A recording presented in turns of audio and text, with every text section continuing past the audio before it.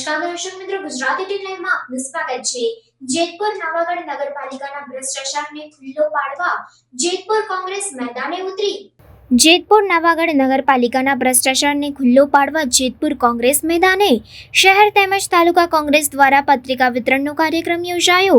રાજકોટ જિલ્લા કોંગ્રેસ પ્રમુખ લલિત વસોયા પણ હાજર રહ્યા। પત્રિકા વિતરણ કરી લોકોને જાગૃત કરવાનું અભિયાન કોંગ્રેસ દ્વારા કરવામાં આવ્યું। જેતપુર નવાગઢ નગરપાલિકામાં અનેક ભ્રષ્ટાચારો થયા હોવાના આક્ષેપો। પાલિકામાં કરોડો રૂપિયાની ગ્રાન્ટો આવવા છતાં જેતપુરના રોડ રસ્તા સહિતની અનેક સમસ્યાઓથી પ્રજાજનો ત્રસ્ત। આગામી પાલિકાની ચૂંટણીમાં પણ કોંગ્રેસ દ્વારા લોકોના મુદ્દાઓને ઉજાગર કરવામાં આવશે। પત્રિકા વિતરણનો કાર્યક્રમને લોકોને જાગૃત કરવાનો પ્રયાસ કઈ પ્રકારનો પ્રયાસ છે? સમગ્ર ગુજરાતની અંદર ગુજરાત પ્રદેશ કોંગ્રેસ પાર્ટીના સૂચના અનુસાર સમગ્ર વિસ્તારની અંદર લોકોમાં જાગૃતિ આવે એના અનુસંધાને પત્રિકા વિતરણ અને લોકસંપર્કનો કાર્યક્રમની શુભ શરૂઆત રાજકોટ જિલ્લામાં આજે જેતપુર શહેરમાંથી અમે કરી રહ્યા છીએ।